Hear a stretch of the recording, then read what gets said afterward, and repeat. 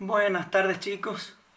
Vamos a continuar con el cursado online de las materias de hidrogeología y de manejo integrado de cuencas hídricas de biología. Vamos a ver esbozos de cómo se mueve el agua en superficie, de qué sucede con esa agua que proviene de una precipitación inmediatamente cuando toca la superficie de la Tierra y empieza a moverse dentro de nuestras cuencas que queremos estudiar. En este caso vamos a ver todo lo que le sucede al agua desde el punto de vista superficial y vamos a dejar para la próxima clase de hidrología subterránea para el estudio de toda la dinámica del agua ya en el medio geológico, o sea, en el medio subterráneo. ¿Está bien? Que eso lo vamos a dejar como unidad de hidrogeología. Vemos una foto donde vemos el Salar de Atacama en el norte de Chile, en la zona de Antofagasta. Al fondo se ve el Licancabur, el volcán Licancabur. Y bueno, vamos a dar los primeros esbozos de hidrología. ¿Qué es la hidrología? Obviamente la hidrología es la ciencia que estudia el agua en general. La ocurrencia, génesis, circulación, distribución, almacenamiento. Todo de la química, por supuesto, las propiedades físicas, químicas, sin olvidar el impacto que genera en ella la cuestión antrópica, o sea, el impacto humano. En cambio, vamos a ver que la hidrogeología es aquella parte de la hidrología que corresponde a todas las aguas terrestres que circulan en el subsuelo. O sea, toda aquella agua terrestre que circula dentro de la geología, dentro del medio geológico, obviamente recibiendo esa impronta de la química del lugar donde va circulando. El agua lo único que va haciendo es tomando la química del lugar por donde circula. Si circula en zonas, en las borateras de la Puna, y obviamente el agua se transforma en boratífera, o en sulfatada, o en clorurada, o si circula en un medio silicio, como sería en la Sierra de Córdoba, y bueno, el agua difícilmente tome química en una primera instancia, tome cationes y aniones. O sea, la química del agua está íntimamente ligada por la geología o por el medio que va circulando. Si circula por las ciudades de Buenos Aires, les aseguro que obviamente se va a cargar de nitratos y de miles de contaminantes que, por supuesto, en forma antrópica va agregando el ser humano. Entonces vemos como la hidrogeología es aquella parte de la hidrología que estudia las aguas terrestres en el medio subterráneo. Ahí lean bien la definición. Obviamente estudia el almacenamiento, circulación, distribución, la química del agua, pero en las formaciones geológicas que contienen agua. Esas son formaciones acuíferas, por supuesto.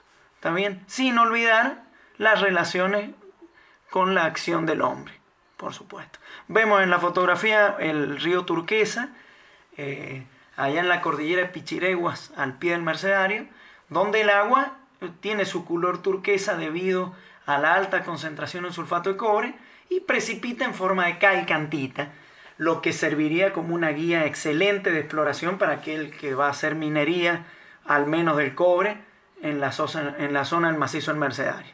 Esto es en la cordillera de Pichireguas, en la cuenca del río San Juan, más allá, la localidad más cercana sería Barreal, en Calingasta. Sigamos. Bueno, obviamente a los fines prácticos del estudio de las aguas, la naturaleza es muy noble. Obviamente tanto el agua superficial y subterránea tienen un vínculo permanente, todo el tiempo están interactuando. Pero la ciencia, a manera de estudio, las divide en lo que es el agua superficial y el agua subterránea. De hecho, son disciplinas distintas. En gran medida el agua superficial la estudian los ingenieros hidráulicos, un poco los geólogos también, y el agua subterránea meramente la estudiamos los geólogos, porque obviamente la hidrogeología involucra todo el conocimiento geológico por donde va circulando el agua. Obviamente recuerden que yo les había dicho que la química del agua va a estar íntimamente ligada a la geología por la que circule, por supuesto. Si es una geología prácticamente inerte para el agua, como podríamos hablar, que es un batolito o un complejo ígneo metamórfico, y bueno, la influencia de la geología va a ser mínima y el agua va a ser bastante pura. Ahora que si el agua atraviesa zonas volcánicas, piroclásticas, con salares, y bueno, en fin, obviamente el agua se va a salinizar en menos distancia y en menos tiempo. ¿Cuáles son los principales objetivos de la hidrología? Y bueno, por ejemplo, de la hidrología superficial sería conocer una máxima crecida de un río, cuáles son los picos máximos, cuáles son los picos mínimos que tiene un río. Como habrán escuchado, estamos atravesando momentos en los que el río San Juan está en sus picos mínimos, quizá del siglo, como sucedió allá en el año 71, tenemos caudales muy bajitos porque no ha nevado en cordillera, y es un río netamente influente para el acuífero, pero dependiente de las nevadas en cordillera, ¿está bien? Eso por un lado sería un buen objetivo. Y el conocimiento, también la hidrología se dedica al conocimiento de la calidad y cantidad. ¿Por qué es importante la calidad y cantidad? Obviamente calidad, está la química íntimamente ligada a ello, a la calidad. Y la cantidad son dos factores sumamente importantes a la hora de intentar un manejo del recurso hídrico, ya sea superficial como subterráneo. Está muy bien. Entonces la química es sumamente importante. La hidrología superficial obviamente describe la dinámica del flujo de agua en sistemas superficiales, ríos, canales, corrientes, lagos, etc. Y es sumamente importante a la hora de el aprovechamiento hídrico por parte del ser humano. Lo ha hecho a lo largo de toda la historia el ser humano. Las principales ciudades se instalaron a la orilla de grandes ríos, sobre todo en zonas áridas, y siempre dependiente, todo tipo de actividad humana dependiente del agua. Volvemos al ciclo del agua, pero a nivel de cuenca. Recordemos que vamos a olvidarnos, partimos de la precipitación, nos olvidamos de lo previo, y todo el agua que precipita ya en la cuenca que vamos a estudiar, en primer lugar, como ya habíamos dicho, puede ser interceptada por la vegetación y evaporada nuevamente en la atmósfera, o realmente puede alcanzar la superficie, y aquí es donde comienza la hidrología superficial. ¿Está bien? Comienza llegando el agua a la superficie, primero en una primera instancia cubriendo los requerimientos hídricos de un suelo en ese momento seco. Una vez que el suelo se humedece, por gradiente topográfico, por pendiente, comienza su camino aguas abajo el agua. Y bueno, en ese caso estaríamos hablando de la hidrología superficial. Si el agua comienza a infiltrarse, ya formaría parte de lo que es la hidrología subterránea o hidrogeología. ¿Está bien? En su camino, la relación entre el agua superficial y subterránea. Había dicho en un primer momento que esta relación está íntimamente ligada. Nosotros la separamos en dos grandes ramas, a los fines prácticos y a los fines de la ciencia. Pero recordemos que el vínculo es permanente entre el agua superficial y subterránea. Y acá viene una clasificación sumamente importante y pregunta de examen, que es saber qué es un río efluente, un río influente y un río independiente. ¿Qué quiere decir un río efluente? El río efluente es el río que le gana agua del medio subterráneo. ¿Qué quiere decir? Que aprovecha el almacenamiento subterráneo, que es cortado por la topografía, como lo ven en el dibujito, y simplemente es drenado por un canal superficial. Esto es muy común, vamos a hablar ejemplos siempre sanjuaninos, que es los que tenemos más a mano y son sumamente interesantes. Un río efluente, en gran medida los ríos de cordillera son efluentes. Hay muchas quebradas en donde no hay glaciares, muchas veces hay inviernos que no nieva nada o muy poquito, y uno va caminando por la quebrada y directamente empieza a ver que el agua aparece en el cauce. Y bueno, ese cauce no es que el agua tiene nada misterioso, ni hay duendes en profundidad que manejan el agua y la dejan en superficie. No, acá lo que está sucediendo es que el río está captando un nivel freático, un acuífero, y está drenando un acuífero subterráneo. ¿Está bien? Entonces el río es efluente porque le gana agua al medio subterráneo. Un río influente es aquel que pierde agua, o dicho de otra manera, él es el que aporta el agua al medio subterráneo. Ejemplo perfecto del río San Juan, que obviamente todos sabemos que en San Juan llueven cerca de 100 milímetros anuales, o sea que llueve muy poquito, y la recarga directamente la hace el río. O sea, aquel que aporta el agua al medio subterráneo, a esta cuenca hermosa que es la del Tulum, es el río San Juan. Ese sería el mejor ejemplo sanjuanino. Y los ríos independientes son aquellos ríos que no tienen conexión el medio superficial con el subterráneo. Tendríamos que hablar o de una zona extremadamente árida donde prácticamente no hay un medio subterráneo, o una roca sumamente impermeable como podrían ser limos y arcillas, y que llueva muy poquito. Entonces, bueno, el medio superficial y subterráneo no alcanzan a tener un vínculo en sí. ¿Está bien? Ya metiéndonos en el proceso de escorrentía superficial, vemos un diagrama que es sumamente importante analizarlo en detalle, en donde está dibujada la intensidad del flujo de una corriente en función del tiempo. ¿Está bien? Siempre consideramos que comienza a llover, comienza a precipitar, y ven en un primer momento como este área gris oscuro representa toda aquella agua que es interceptada por la vegetación, y realmente cuando la intensidad de la precipitación aumenta, o la intensidad de flujo, realmente ahí empieza a infiltrar. ¿Está bien? Todo este campo es de la infiltración. ¿Está bien? Y este pequeño espacio lo incluye al almacenamiento superficial. Pero fíjese que una vez que aumenta la intensidad, realmente empieza a infiltrar el agua. ¿Está bien? Pero fíjense que esto varía en el tiempo. La intensidad de la lluvia siempre es la misma hasta llegar a este punto. Y fíjense cómo la infiltración va decayendo, y una vez que se satura el suelo, aumenta el proceso de escorrentía superficial. ¿Está bien? Analicen bien en detalle. Y una vez que baja la intensidad de la precipitación, fíjense cómo la escorrentía superficial decae abruptamente y la infiltración entra en una meseta y continúa más tiempo aún infiltrando en el suelo. ¿Está bien? Ese diagrama es sumamente importante y muestra la dinámica de una precipitación respecto a todos los procesos de infiltración y de escurrimiento superficial. Analícenlo en detalle y es muy, muy interesante lo que se obtiene. ¿Qué es la infiltración? Es el paso del agua a través de la superficie del suelo hacia su interior. ¿Está bien?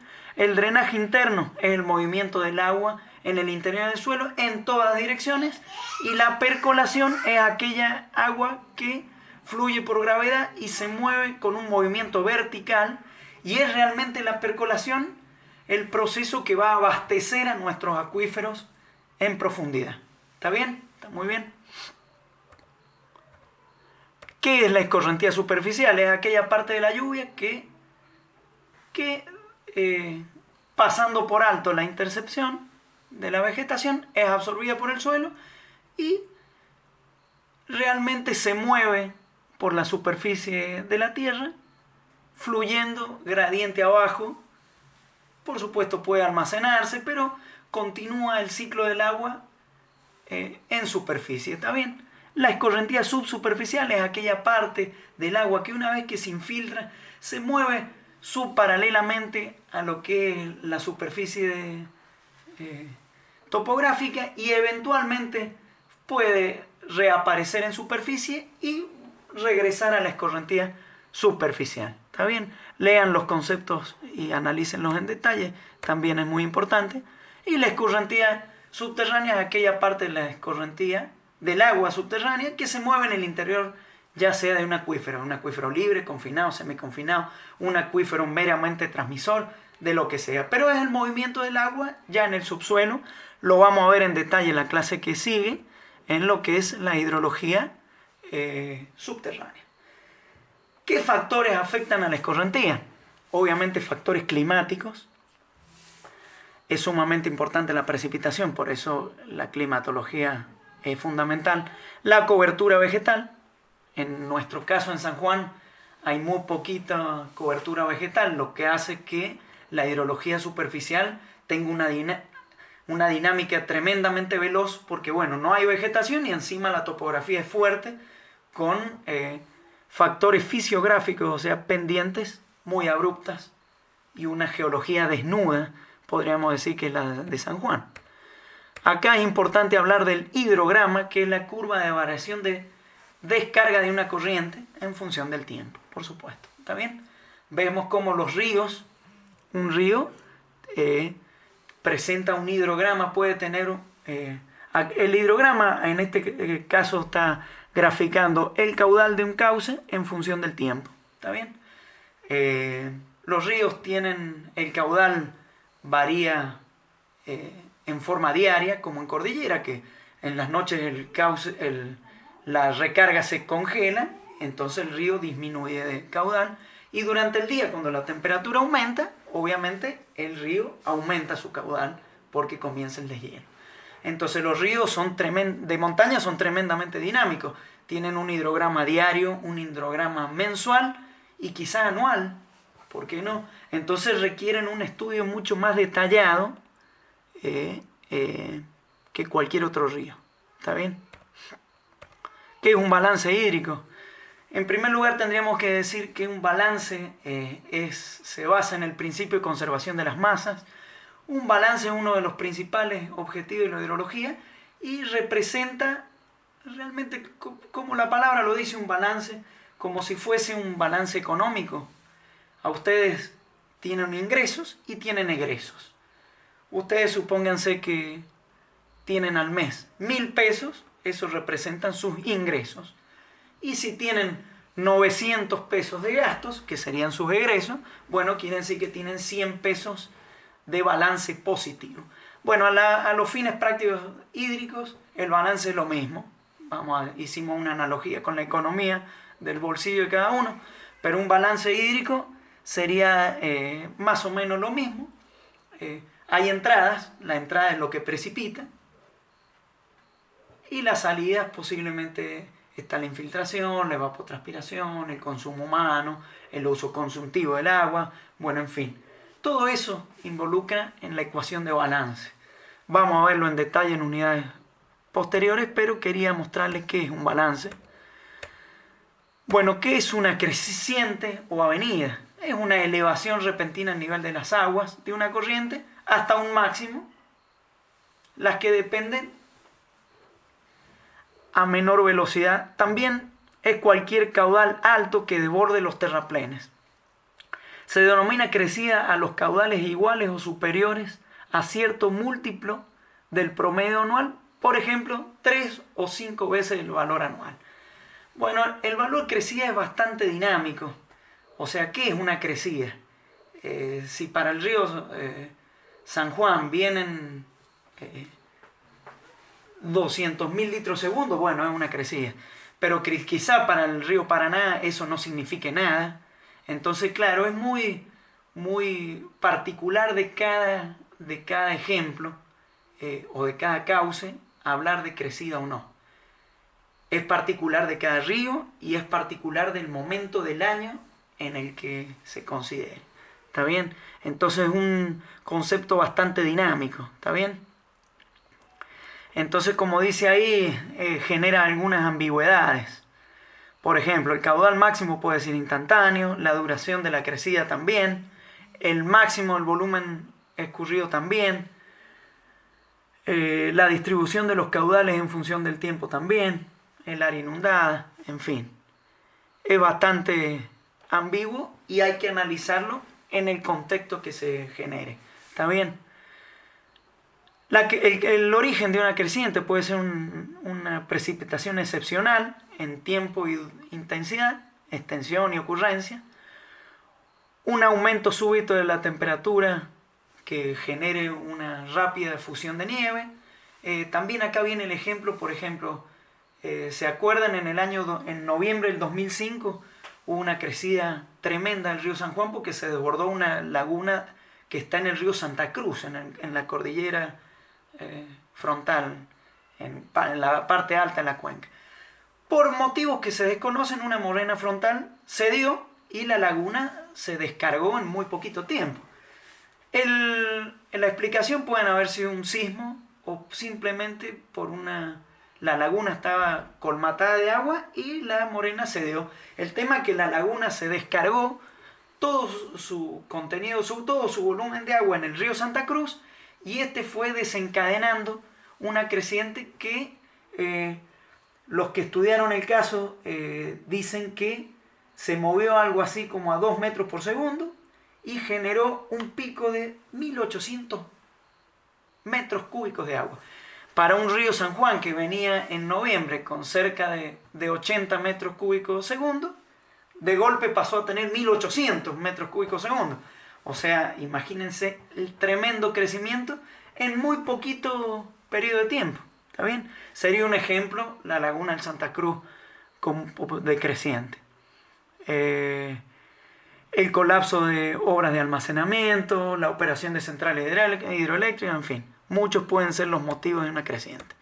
En cambio, un aluvión, dejamos el término aluvión para aquellas crecientes originadas por intensas tormentas de verano, generalmente de poca duración y sucediendo en regiones con extrema aridez, como la de San Juan.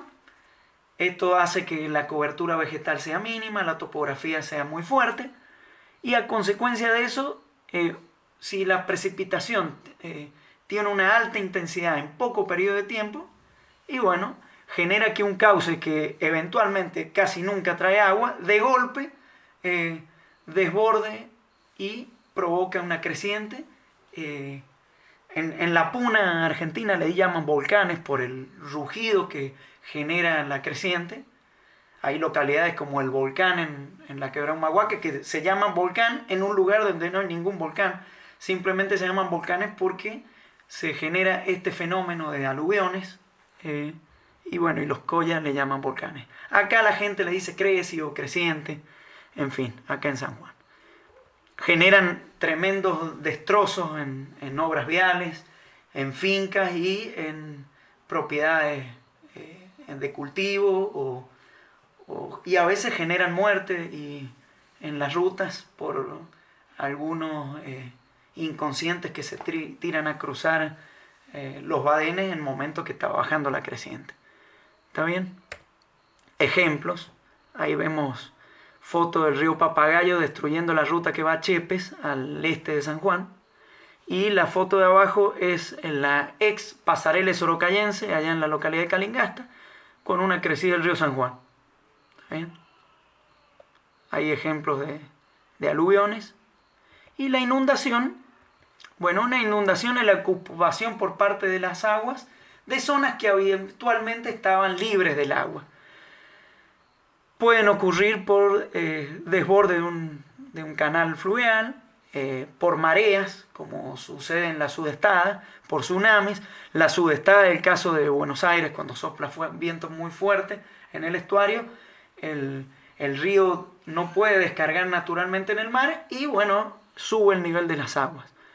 Que es este caso que estoy poniendo acá, fuertes vientos en el sentido contrario a la corriente. Ese sería el caso de la sudestada en la ciudad de Buenos Aires. Huracanes o ciclones, operación de centrales hidroeléctricas, colapso de estructuras hidráulicas y colapso de diques naturales o colas de barro. ¿Está bien?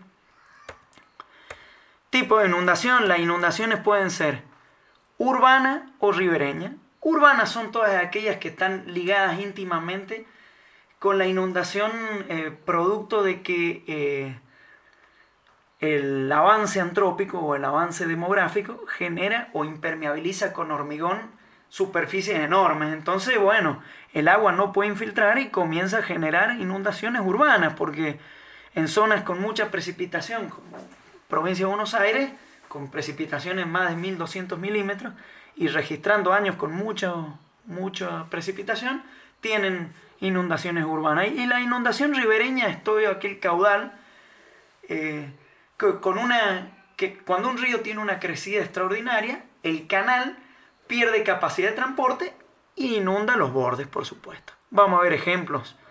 Los habrán visto muchísimo en los noticieros con lo que sucede en nuestra pampa húmeda por las inundaciones urbanas y ribereñas.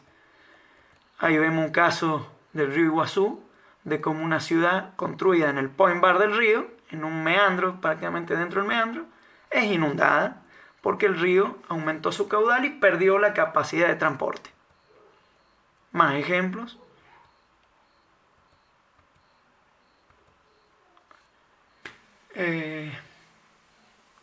La cantidad, duración e intensidad de la precipitación y su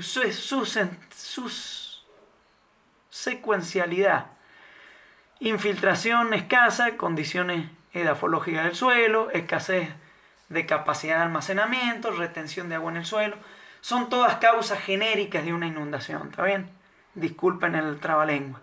La escasa pendiente de la superficie, eso sucede mucho en provincia de Buenos Aires, donde ellos no tienen gradiente, hay muy poca pendiente y obviamente una vez que precipita el agua tiene un movimiento muy lento, a diferencia de lo que sucedería aquí en San Juan, y por escasez de topografía y bueno, las complicaciones crecen, por supuesto.